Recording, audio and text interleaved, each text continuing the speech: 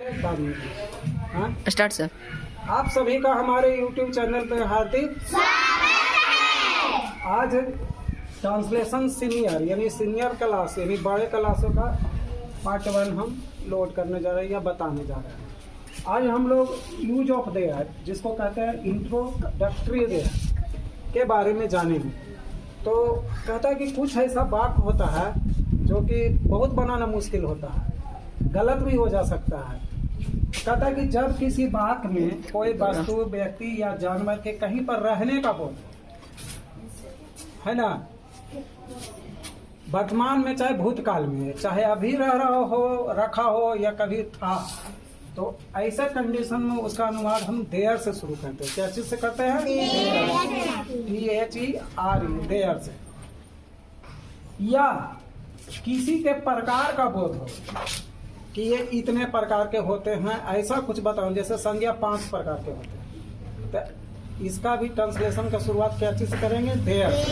अब जैसे कि देख लीजिए कि एक किताब है, कहीं पर एक किताब है यानी वो रखा है, रह रहा है ना, तो ऐसे भी बना सकते हैं कि एक का ए लिख दे, बुक का book is, a book is नहीं हो सकता है। इसका शुरुआत कहाँ से करेंगे? देयर से। There is a book. There के साथ ही इज भी लगता है और आर भी लगता है। इज कब लगता है? जब सिंगुलर हो, एक वचन में हो तो इज लगेगा, और अगर बहुवचन में है तो क्या लग जाएगा? आर। जहां पर आपका वो, जैसे कि अगर है वर्ग में 5 लड़के हैं तो एक से ज्यादा लड़के हैं, तो देखिए यहाँ क्या होगा? There are boy in the class, है ना। उसी प्रकार से एक किताब है तो एक ही किताब है। तो अब था कि एक राजा था भी, था का क्या होता है? बात। और थे का ज्यादा के लिए थे का हो जाएगा। एक राजा था, तो इसका भी शुरू करेंगे क्या चीज से? There. There was a king. अब यही रहता कि 5 लड़के थे, 5 लड़के थे। अब 5 लड़के को क्या चीज है? बहुवचन में है, तो देयर वेयर लिखेंगे। देयर वेयर 5 बॉयज, है ना, 5 लड़के थे। समझ में आ गया होगा। अब वही एक रहेगा कि संज्ञा के 5 भेद होते हैं या संज्ञा 5 प्रकार के होते हैं।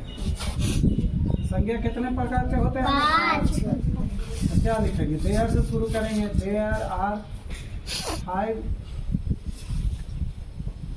टाइप्स ऑफ नाउन, है ना। समझ गए हूँ?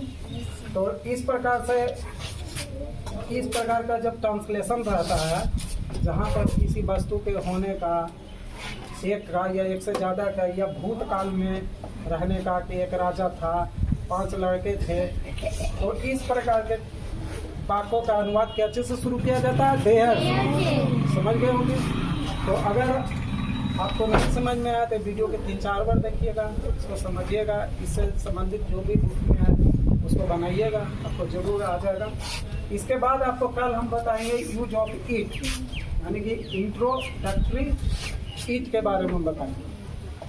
ठीक है, तो अगर आप सभी को हमारा प्रयास अच्छा लगता है तो हमारे चैनल को शेयर कर दीजिए और बहुत लोगों तक इसको पहुंचाइए। चलिए, धन्यवाद।